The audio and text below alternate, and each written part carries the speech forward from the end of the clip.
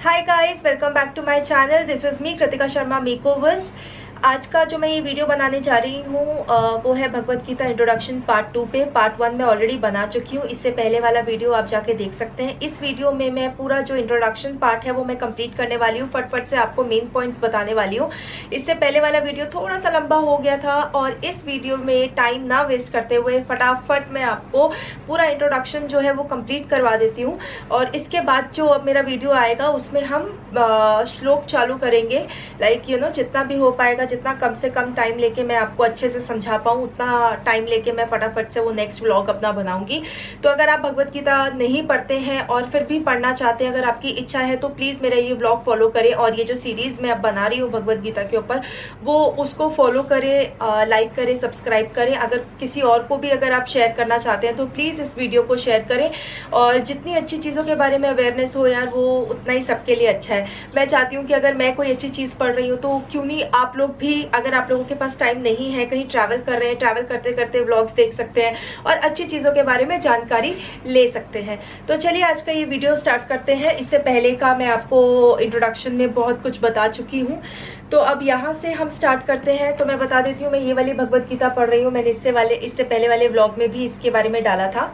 ये भगवत गीता मैंने जो जुहू में इस्कॉन टेम्पल है, मैंने वहाँ से ये बाय किया था। तो चलिए इसमें जो मेन पॉइंट है वो मैं आपको बता देती हूँ। Bhagavad Gita was spoken to liberate one from the bodily conception of life, and Arjuna put himself in the position in order to receive the information from the Lord। इसमें ये बताया गया है कि अर्जुन ने अपने आप को उस पोजीशन पे रखा, वो उनके लॉर्ड कृष्णा के हर टेस्ट में पास हुआ। उन्होंने उसको भगवत गीता, अर्जुन को भगवत गीता बताने से पहले उनके काफ़ी सारे टेस्ट लिए थे कि क्या ये मेरी भगवत गीता सुनने लायक है, मैं जो अपने मुंह से जो मैं उसको ज्ञान दूंगा क्या वो उसको लेने लायक है। तो उसने जो अर्जुन थे उन्होंने अपना सब टेस्ट जो है वो क्लियर करे और उनको भगवत गीता सुनाई गई। फिर उसमें बताया गया, one who wants to become free and who wants to become liberated must first of all that is he is not the material body. मुक्ति और liberation means freedom from the material consciousness. मतलब अगर आपको मुक्ति चाहिए तो आपको ये जो मटेरियल चीजें हैं, जो हम मटेरियल वर्ल्ड में रहते हैं, इससे तो सबसे पहले आपको अपने दिलो दिमाग से ये चीजें निकालनी पड़ेंगी। कि अगर आपको फ्रीडम चाहिए तो स्पिरिचुअल वर्ल्ड में अगर आप जाना चाहते हो तो ये जितने जो मोह है ना आपका आसपास की चीजों से अपनी लाइफ में, वो सबसे पहले आपको छोड़ना पड़ेगा। What is consciousness? Consciousness means I am. मतलब जो मेरी कॉन्शियसनेस है, जो मैं चाहती हूँ, मैं जो करना चाहती हूँ, या मुझे मटेरियल चीजों से जो लगाव है, उस चीज को मुझे अपनी लाइफ से हटाना पड़ेगा। Actually the supreme lord is both the creator and enjoyer. जो सुप्रीम लॉर्ड है, लॉर्ड श्री कृष्णा, वो क्रिएटर भी है और वो एंजॉयर भी। और हम लोग कौन है? हम लोग है कॉपरेटर। सपोज अगर जैसे एक मशीन है, मशीन और उसका जो रिजल्ट आता है या जो भी है वो है लॉर्ड कृष्णा। हम सिर्फ उनकी जो मशीन जो चलती आ रही है, जो उसके पार्ट्स है ना, हम वो है। We are the part and parcel by lord Shri Krishna, the supreme personality of godhead. जैसे कि the hands, legs, eyes and so on are the part of the body, they are not actually the enjoyer. जो enjoyer की जो हमारी body है, ये हाथ हो गए, आंख, मुंह, नाक, ये सब चीजें जो है ये पार्ट है। और जो इंजॉय, जो पूरी बॉडी में जो इंजॉयर है, दैट इज स्टमक। तो स्टमक हमारी बॉडी में सबसे मेन पार्ट जो है, मेन जो बॉडी पार्ट है, इट्स स्टमक। ऐसे ही उनका एग्जाम्पल देते हुए हमें बताया गया है, all part of the bodies are engaged in the satisfying the stomach because stomach is the principal factor that nourish the bodies organisation. जो हमारी पूरी बॉडी का ध्यान रखने वाला है, दैट इज स्टमक। तो ऐसा ये ही एग्जाम्पल बताया गया है। Similarly the supreme lord is the enjoyer and creator, as we are the subordinates living being are meant to cooperate to satisfy him. तो हम लोग सिर्फ उनकी जो उन्होंने बनाया है हमें, हम सुप्रीम लॉर्ड नहीं है, हम ना भगवान बन सकते ना कुछ बन, क्योंकि क्रिएटर भी वही है, एंजॉयर भी वही है। We are just the subordinates and the cooperators. We have to cooperate with the things which he made. All right, so the next point is Arjuna, the student who took lesson from Lord Krishna, accept everything he says. Arjuna को जो भी Lord Krishna ने बताया उन्होंने पूरे मन तन से उस चीज़ को माना और हम उनको बोला कि ये वाली नॉलेज कोई भी ना डेमीगॉड्स ना कोई समझ नहीं सकता. इसको समझने के लिए आपका दिमाग और वो मतलब दिमाग बिल्कुल श्री कृष्ण पे होना चाहिए, तभी आप ये भगवत गीता समझ पाएंगे और अगर आप उनको मानते हैं तो ही आप ये समझ पाएंगे. Next point is Arjuna decided that he should not fight in the battle of. Yes, this is very important. अभी भगवत गीता क्यों सुनाई गई और इसका क्या मतलब था? इसका ये मतलब था जब अर्जुना कुरुक्षेत्र फील्ड पे थे लड़ने के लिए तो उनको वो चीज़ नहीं अच्छी लग रही थी क्योंकि उनको जिनको मारना था वो उन्हीं के ही भाई थे. तो उन्होंने लॉर्ड कृष्णा से कहा कि ये कैसा इंसाफ है, अगर मैं अपने ही भाइयों को मारूंगा तो मुझे कैसे खुशी मिलेगी. तो लॉर्ड कृष्णा ने समझाया कि ये जो तुम्हारा मोह है ना दूसरे लोगों से, ये सिर्फ एक बॉडी है, आत्मा तो कभी नहीं मरती. और जिनके लिए मतलब जिनसे लड़ना जरूरी है उनसे तो तुम्हें लड़ना ही पड़ेगा. तो वो कॉन्सेप्शन जो लाइफ और डेथ का जो चीजें हैं और ये जो बॉडी से अटैचमेंट मोह जो चीज है वो हटाने के लिए लॉर्ड श्री कृष्ण ने भगवत गीता उनको सुनाई ताकि उनको ये चीजें मालूम पड़े कि क्यों और किस लिए ये सब चीजें की जाती हैं. Next, if a man kills an animal for a satisfaction for his uncontrolled taste, he must be responsible for breaking the law of nature. अब गाइज मैं तो नहीं खाती हूँ, लेकिन अगर स्टिल कोई लोग खाते हैं नॉनवेज तो अच्छी बात नहीं है क्योंकि हम किसी को मार के अपनी सिर्फ टेस्ट को सेटिस्फाई कर रहे हैं विच इज़ नॉट गुड.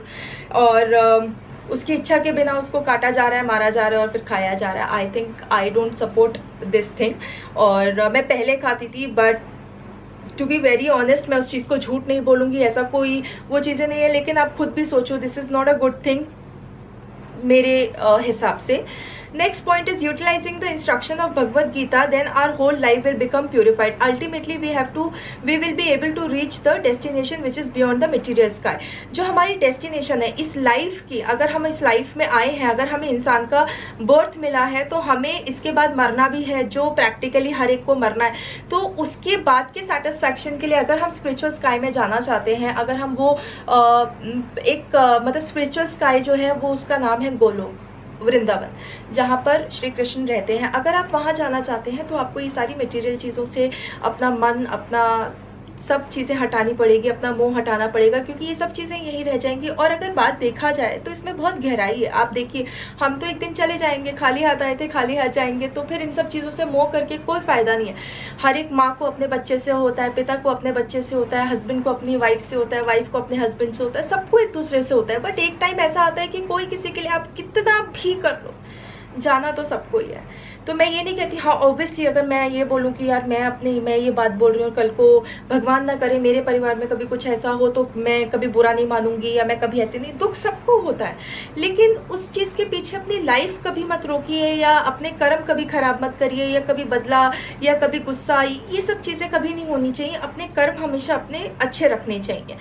तो finally the destination is called the Sanatan sky, the internal spiritual sky. जो स्पिरिचुअल स्काई है वो है गोलोक, मैंने आपको बता दिया ऑलरेडी. नेक्स्ट मैं आपके साथ जो लाइन शेयर करने वाली हूँ वो है, it's a very beautiful line. Yes, the supreme abode of mind is not illuminated by the sun or a moon, nor by the fire or electric. Those who reach it never returns to the material world. Wow, कितनी अच्छी line लिखी है कि यहाँ पर हमें इस धरती पे रहने के लिए हमें हर चीज़ के लिए लड़ना पड़ता है. 2 रोटी के लिए लड़ना पड़ता है, इलेक्ट्रिसिटी के लिए लड़ना पड़ता है, अपनी डिमांड्स पूरी करने के लिए लड़ना पड़ता है, चोरी चमारी गुंडागर्दी, बहुत सी चीज़ें इस दुनिया में होती हैं क्योंकि इसको कलयुग कहा गया है. किसी को भी मार देते हैं, किसी के साथ भी कुछ हो जाता है, कोई भी कुछ भी होता है. इसलिए इस जगह मतलब इस धरती को में अभी जो समय चल रहा है इसको कलयुग कहा जाता है. लेकिन अगर आप ये सब चीज़ें अपनी ज़िंदगी में नहीं चाहते हैं तो वो आपको मतलब वो जो है आप प्लीज़ अपना ध्यान जो है वो मेडिटेशन में लगाएं या चैंट करते रहें हरे कृष्णा हरे रामा रामा रामा हरे हरे. तो इससे ये हो सकता है कि आपके जब आप नहीं रहेंगे तो आपको जो स्काई स्पिरिचुअल स्काई मिलेगा वहाँ पर आपको इन सब किसी भी चीज़ के लिए लड़ना नहीं पड़ेगा. हर चीज़ आपको वो बहुत ही सुंदर जगह है, ऐसा इस बुक में लिखा हुआ है कि आपको किसी चीज़ के लिए लड़ाई झगड़ा कोई कुछ नहीं, हर चीज़ वैसी मिलेगी जैसे आपने सोना, बिल्कुल एक सुनहरे सपने की तरह. This was given as a description of an eternal sky. Of course, we have a material conception of the sky. We think of its relationship to the sun, moon, earth, and so on. But in the verse, the Lord states that in the eternal sky, there is no need for the sun, or nor for the moon, nor for the electricity, nor for the fire, or any kind of spiritual sky is already illuminated by the Brahma Jyoti and the rays emanating from the Supreme Lord. We are trying with a difficulty to reach other planets, but it is not difficult to understand the abode of supreme lord. The abode is referred as a Goloka. जो जगह है उसको refer किया गया है गोलोका की तरह. अगर आप समझ जाइए, अगर ऐसा लगता है कि शांति, सुख शांति चाहिए और आपको अगला जन्म अच्छा मिले, तो आपको अपने कर्म अच्छे रखने पड़ेंगे. चैंट करते रहिए. बहुत सी चीज़ें ऐसी जो अगर आप करते रहेंगे तो शायद आप स्पिरिचुअल स्काई आप पहुंच पाएँ. और उधर पहुंचने के लिए बहुत सी चीज़ों के साथ आपको कॉम्प्रोमाइज़ करना पड़ता है, एडजस्ट करना पड़ता है. ये मोह माया सब छोड़नी पड़ती है. तो मैं ये सिर्फ जो इसमें लिखा है वो मैं आपको बता रही हूँ. करना नहीं करना वो आपके ऊपर है. मैं तो फॉलो करती हूँ, मैं कोशिश करती हूँ मैं जितने अपने कर्म अच्छे रख पाऊँ मैं उतना रखूँ. Next point is the Gita instruct the moon, the sun and the higher planets are called सर्वलोक. स्वर्गलोक, जो ऊपर है उसको स्वर्गलोक कहते हैं. और 3 different planets, higher, middle and lower. जो हायर है उसको स्वर्गलोक कहते हैं, जो जिसमें हम है, मिडिल में हम धरती पे हैं, और इसके नीचे आपको पता है पाताल लोक. तो ये 3 तरीके के जो है श्री कृष्ण ने प्लैनेट्स बताए हैं. और one need only worship to particular demigod for the particular in that way we can that way go to the moon, sun or any higher planetary system. अगर आप अभी इंसान तो मून तक भी पहुंच गया है, तो उसके आगे भी पहुंचने के लिए अब आपको तो भाई आपको बहुत, मेरे ख्याल से इतना पैसा, रॉकेट, इतनी सब, मतलब कितनी सब चीज़ें होती होंगी. इतनी साइंटिफिकली मैं चीज़ें नहीं जानती हूँ, लेकिन वहाँ तक पहुँचने के लिए भी जीने मरने का सवाल होता है. और उससे ऊपर के लोग पे भी जा सकते हैं आप, लेकिन कैसे वो मैं आपको अभी बताती हूँ. Yet Bhagavad Gita does not advise us to go to any planet in the material world, because even if we go to ब्रह्मलोक, जो ब्रह्मलोक सबसे ऊपर है, अगर हम वहाँ जाएंगे, the highest planet, through some sort of mechanical, जो भी हमारी जो रॉकेट है या किसी भी मैकेनिकल मशीन के थ्रू अगर हम ऊपर जाते हैं तो भी पॉसिबल नहीं है, क्योंकि ऊपर जाने के लिए इसमें साफ साफ लिखा है that may be take traveling for 40,000 years. 40,000 years is too much. और हम एक इंसान है, इंसान को जीना, मरना, बुढ़ापा, बचपन, ये सब चीज़ें आती ही आती हैं जो आप चीज़ें अवॉइड नहीं कर सकते, और वो इस जन्म में पॉसिबल नहीं है. तो अगर आप उससे भी ऊपर पहुंचना चाहते हैं, that is there is only one way, that is a spiritual through this things, via spiritual things. तो अगर आप स्पिरिचुअल हो जाते हैं, अगर आप डिवोटी हैं, तो आप वहां तक पहुंच सकते हैं, एक्सपीरियंस ले सकते हैं. Okay. But one who wants to approach the supreme planet, Krishna Loka or any other planet within the spiritual sky will not meet with these material inconveniences. जिनके मन में मटेरियल चीज़ों का लगाव है, मन जो मोह है आपका इधर की धरती से, वो उन लोगों के लिए बहुत मुश्किल है वहाँ तक पहुँचना. Here the material world is described as a tree whose roots are upward and branches are below. तो इसके अंदर एक एग्जाम्पल दिया गया है, जैसे कि अगर हम पानी के अंदर ट्री देखें, तो जो ट्री है वो स्पिरिचुअल स्काई है, और जो परछाई है वो मटेरियल दिस थिंग क्या बोलते हैं, जहाँ पर हम रह रहे हैं. तो हम बिल्कुल परछाई है अच्छाई की. तो अगर हम यहाँ पर रहकर हमें ये सब चीज़ें दिखाई दे रही, तो सोचिए जब हम वहाँ पर, जब हम स्पिरिचुअल स्काई को अप्रोच करेंगे तो वो कितना सुंदर होगा, क्योंकि असलियत तो वही है और ये तो एक परछाई है. ये परछाई इसलिए बोली जाती है क्योंकि यहाँ पर डेथ है, हमें मरना है, हमारे को हर चीज़, डिजीज, जन्म, मृत्यु, ओल्ड एज, ये सब चीज़ें हमें भुगतनी है. और वहाँ पर ऐसा कुछ नहीं, अगर आप चले जाते हैं तो आपके कोई चांसेस नहीं है वापस आने के. आप वहीं पे अपनी पूरा जो भी आपका, आप मरने के बाद जो भी चीज़ें होती हैं वो आपको वहीं पे ही, आपको मतलब इंसान का बर्थ लेने की ज़रूरत नहीं है, क्योंकि जब हम इंसान का बर्थ लेते हैं तो ये जो चीज़ें होती हैं ना, जन्म, मृत्यु, डिजीजेज, ओल्ड एज, इसको आपके भुगतना ही बोलते हैं, क्योंकि ये सब चीज़ें हमें भुगतनी ही है. उन सब चीज़ों को अवॉइड करने के लिए आपको स्पिरिचुअल होना बहुत ज़रूरी है. There is no happiness but the real water of actual happiness is there in the spiritual world. यहाँ पर वो एक्चुअल हैप्पीनेस है ही नहीं. If you want to experience the real happiness, it's in the spiritual world. As long as we attach to the this designation, अगर आप अपनी ज़िंदगी में इस यहाँ पर धरती पे आप अपनी डेजिग्नेशन से बहुत ज़्यादा अटैच हैं कि मैं माँ हूँ, मैं बिजनेसमैन हूँ, मैं करोड़पति हूँ, मैं किसी का बच्चा हूँ, मैं किसी का ये हूँ, अगर आप इन सब चीज़ों से बंधे रहेंगे तो आप स्पिरिचुअल स्काई पे कभी मतलब वहाँ कभी भी अप्रोच नहीं कर सकते, और आपको डिवोटी होने में आपको थोड़ी प्रॉब्लम आएगी, क्योंकि आपका ध्यान पूरा सुप्रीम लॉर्ड पे होना चाहिए, और अगर आप अपना मोह कम करेंगे तो ही आप अपना पूरे तरीके से ध्यान वहाँ दे पाएंगे। Designation and attachments are due to our lust and desires. Lust and desire means जो हमारी, we are very greedy, we are human being, we are very greedy, we need everything in our life. अगर वो सब चीज़ें आप सोचते रहोगे, पैसा, प्यार, गर्लफ्रेंड, बॉयफ्रेंड, पति, पत्नी, माँ बाप, ये सब चीज़ें आप सोचते रहेंगे तो आई थिंक आपको ये सब चीज़ें भी लाइफ में ज़रूरी हैं। देखिए, अगर भगवान ने हमें इस धरती पे भेजा है तो कुछ सोच समझ के ही भेजा होगा। मैं ये नहीं कहती हूँ कि आप ये सब चीज़ें छोड़ दो, माँ बाप की केयर करना छोड़ दो और पूरे डिवोटी हो जाओ, ये भी चीज़ें गलत हैं। वो भी करिए और ये भी करिए, लेकिन मोह किसी चीज़ से नहीं होना चाहिए। मोह जो है वो बहुत गलत चीज़ है। जैसे आपने देखा था ना कि कुरुक्षेत्र में जो दुर्योधन के पापा थे, उनको अपने बेटे से इतना मोह था कि उन्होंने, पूरी लड़ाई छिड़ गई, सब बर्बाद हो गए, सब मर गए, तो उससे कहते हैं मोह अपने बेटे के प्रति। तो आपने उसका रिजल्ट देखा। तो ऐसा मोह नहीं होना चाहिए। प्यार है, प्यार प्रेम हर एक चीज से होता है, लेकिन मोह नहीं होना चाहिए, ये मैं आपको समझाना चाहती हूँ। Next is the supreme lord. One is the situation can easily be approach by the supreme abode. Okay, and whoever the end of his life quit his body remembering me।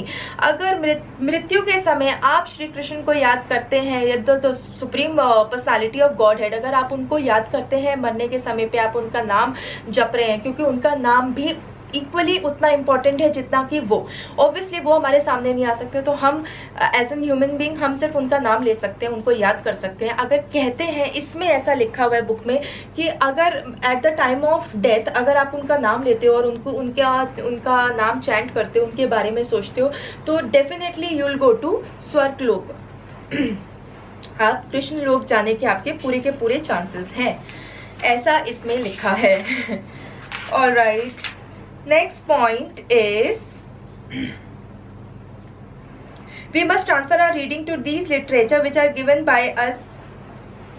तो ये सारी चीज़ें मैं आपको इसलिए बता रही हूँ क्योंकि यहाँ पर ऐसा लिखा है कि आप अपनी जितनी अच्छी नॉलेज आप पास ऑन कर पाएँ, आपसे अगर मतलब जैसे आप मेरे थ्रू अगर कुछ लोग अच्छी चीज़ें सीख पाएँ, तो ऑब्वियसली मुझे भी अच्छा लगेगा कि आप लोगों को कोई चीज़ें अच्छी सुनने को मिली। Therefore Arjun, you always think of me in the form of Krishna, at the same time continue to prescribe duty of fighting with your activities dedicated to me and your mind and intelligence fixed on me। You will attain me without doubt. इसमें लिखा है कि अर्जुना मतलब श्री कृष्ण अर्जुन से कहते हैं कि तुम लड़ भी रहे हो और साइड बाय साइड तुम मेरे बारे में भी सोच रहे हो, तो इनकेस अगर कुछ होता है या कुछ भी है, तुम डरना नहीं, मैं तुम्हारे साथ हूँ, मैं तुम्हें मिलूंगा ही मिलूंगा, तो तुम उस चीज़ के बारे में बिल्कुल भी सोचना नहीं। How is this possible? Thinking of your love one. अगर फॉर एग्जाम्पल अगर आप किसी से बहुत ज़्यादा प्रेम करते हैं, तो आप कुछ भी कर लिए, हमेशा दिमाग में वही चलता रहता है, वही चलता रहता है, वही चलता रहता है। तो उससे क्या होता है कि जब आपके दिमाग में, तो आप वो चीज़ें अट्रैक्ट करते हो, हमेशा उसके बारे में सोचते रहते हो, तो आपकी वो आखिरी इच्छा कह लीजिए या कुछ भी कह लीजिए, तो वो आपको मिलती ही मिलती है। So Krishna did not advise him to give up fighting and go to the forest to meditate। अब कृष्णा ने यहाँ पर उनको, अर्जुना को कभी ये नहीं कहा कि आप अपनी फाइट को गिव अप कर दो, फॉरेस्ट में जाके मेरा नाम जपो तो ही मैं मिलूंगा, नहीं। When लॉर्ड कृष्णा ने उनको अपनी सब चीज़ें बताई, तो अर्जुना ने कहा कि ये प्रैक्टिस अभी मेरे लिए तो इम्पॉसिबल है। तब उन्होंने समझाया कि क्यों और कैसे ये तुम कर सकते हो, वो मैं तुम्हें आगे बताऊंगा। So guys, I think these lines are very beautiful। Thus the Lord, alright, thus the Lord says that even a merchant, जो छोटा से छोटा आदमी भी है ना, अगर उसके मन में मतलब अच्छी भावना है और अगर वो मेडिटेट करना चाहता है, वो भगवान को अपनी मतलब बहुत प्रिय है और सब कुछ भगवान जी को देना चाहता है और अपना सारा टाइम भगवान को देना चाहता है, तो भगवान उसको भी मिलते हैं। ऐसा नहीं है कि किसी की जात छोटी है, किसी की कास्ट छोटी है, कोई छोटा आदमी है, कोई कुछ है तो उसको भगवान नहीं मिलेंगे, नहीं। मन सच्चा होना चाहिए, उनको भी भगवान मिलते हैं। भक्ति योगा जो है, it's very important and it's very very easy to to क्या बोलते हैं उसको, कि भगवान को पाने के लिए bhakti yoga is the very simple and easiest way. Next point इसमें आता है, if one reads Bhagavad Gita very sincerely with all seriousness by the grace of lord, the reaction of his past misdeeds will not act upon him. अगर आप भगवद गीता बहुत serious वे में पढ़ते हैं और बहुत मन लगा के अच्छे से पढ़ते हैं, तो जो आपके पास्ट के सिंस हैं, जो आपने बुरे कर्म किए हैं या आपसे कभी जाने अनजाने में कभी हुआ हो, तो वो आपको कभी भी परेशान नहीं करेंगे। क्योंकि कहते हैं ना, अगर आपने कुछ अच्छा किया है तो वो भी आपको यही मिलेगा, बुरा किया है तो भी आपको यही मिलेगा। बट भगवद गीता एक ऐसी बुक है जिसको पढ़ने से, अगर आप सिंसियरली पढ़ते हैं, तो ऐसा नहीं कि पढ़ने से आपको आपके सिंस जो हैं वो निकल जाएंगे या कुछ वैसा हो जाएगा, क्योंकि इसको पढ़ने के बाद हमारा माइंड बहुत अच्छा हो जाता है। अगर हम इसको सिंसियरली पढ़ते हैं, फॉलो करते हैं, तो हम अपने कर्म अच्छे रखते हैं, हम अपना दिमाग अच्छा रखते हैं, हम आगे का सोचते हैं कि हम किसी को भी कभी भी परेशान ना करें या किसी का मन ना दुखाएं। तो इसीलिए आपके कर्म जो है वो इतने अच्छे हो जाते हैं कि आपको आगे चल के कभी मतलब नुकसान कम हो सकता है या आपको कभी कोई प्रॉब्लम नहीं हो सकती। भगवान श्री कृष्ण का कहना है कि मैं हमेशा आपके साथ रहूंगा। Abandon all varieties of religions and just surrender unto me. I shall deliver you from all sinful reaction. Do not fear. अगर आप ये सारे जो भी आपका जो भी फियर है, जो परेशानियां हैं, जो कुछ भी है, वो सब मुझे दे दो और मेरे बारे में सोचो, मेरे को चैंट करोगे, मेरे को फॉलो करोगे, जो मैंने बोला है उन सब चीज़ों को ध्यान रखोगे, तो आपको डरने की कोई ज़रूरत नहीं है। मैं हमेशा आपके साथ खड़ा हूँ। Wow, these are the lines which are purely and मतलब straight forwardly it's coming out from Lord Shri Krishna. वो यही समझाना चाह रहे हैं। तो गाइज प्लीज़ इन बातों को ना आप वो मत समझिए कि फनी है या ऐसे थोड़ी होता है या वैसे। तो ये भगवद गीता तो ऐसे नहीं होगी ना। दुनिया सब हम हिंदू रिलीजन के लिए इतना बहुत इम्पॉर्टेंट है ये बुक, और इसमें जो लिखा है इट्स वेरी इम्पॉर्टेंट, और जो लिखा है 100% सही लिखा है। All responsibility for one who surrenders onto me and he such person against all reaction of sense. Bhagavad Gita is spoken by Supreme Personality of Godhead. One need not read any other Vedic literature. अगर आप कोई और नहीं पढ़ रहे हो और भगवत गीता पढ़ रहे हो तो वो भी आपके लिए इस लाइफ में काफ़ी है, क्योंकि भगवत गीता भी वही लोग पढ़ते हैं जो अपना मन मतलब ऐसे नहीं हो जाता। अगर आपका भगवत गीता पढ़ने का मन कर रहा है तो आई थिंक आप अपने एक आपका मन करता है या उनकी इच्छा है, उसी हिसाब से ये सब चीज़ें होती हैं। तो अगर आप फॉलो करते हैं तो पूरे मन से फॉलो करिए। एक बुक भी पढ़ लेंगे तो वो भी आपके लिए काफ़ी है। आप उसके अंदर, इस बुक के अंदर सब कुछ लिखा है लाइफ के बारे में, और कोई परेशानी आपकी लाइफ में है तो उसको कैसे टैकल करना है, कैसे डील करना है, वो सब चीज़ें भी इसके अंदर लिखी हुई हैं। तो प्लीज़ इसी के साथ इंट्रोडक्शन जो है भगवत गीता का वो यहाँ पर ख़त्म होता है। Thank you so much guys. Please आप लोग सब चैंट करते रहें, हरे कृष्ण कृष्ण कृष्ण हरे हरे, हरे राम राम राम हरे हरे। आई होप कि आपको भी सुख शांति मिले अपनी लाइफ में और आप सब अच्छा करें। प्लीज़ अपने कर्म अच्छे रखें, अपने माँ बाप के साथ अच्छा रहें, अपने घर परिवार के साथ अच्छा रहें। कोशिश करें कभी किसी का दिल ना दुखाएं, क्योंकि ऐसे करने से ही आपके कर्म अच्छे रहेंगे और अच्छा करोगे तो अच्छा मिलेगा। ऑलराइट गाइस, तो आज हमने बहुत स्ट्रेट फॉरवर्ड और बहुत जल्दी पॉइंट्स को जो है वो मैंने आपको बता दिया है बिना कोई टाइम वेस्ट करे हुए। तो प्लीज़ अगर आगे की ये जो मैं सीरीज़ अब करने वाली हूँ तो पूरा आप देखते रहे, तो आपको बुक स्पेशली रीड करने की ज़रूरत नहीं है, क्योंकि मेन पॉइंट्स मैं आप लोगों के साथ डिस्कस कर लूँगी और आपको बता दूँगी। तो चलते हुए कहीं बिजी हैं, शूट पे हैं, ऑफिस में है, कहीं कुछ है, ट्रेन में है, गाड़ी में है, तो आप ये व्लॉग्स देख सकते हैं और भगवत गीता के बारे में जान सकते हैं। धन्यवाद, थैंक यू सो मच। जय श्री कृष्ण, राधे राधे, धन्यवाद, bye bye. I will see you all soon. और please press the hit button ताकि आपको पता चल जाए कि मैं और मेरा नेक्स्ट वीडियो आ गया है। और अपना ध्यान रखें। तारा।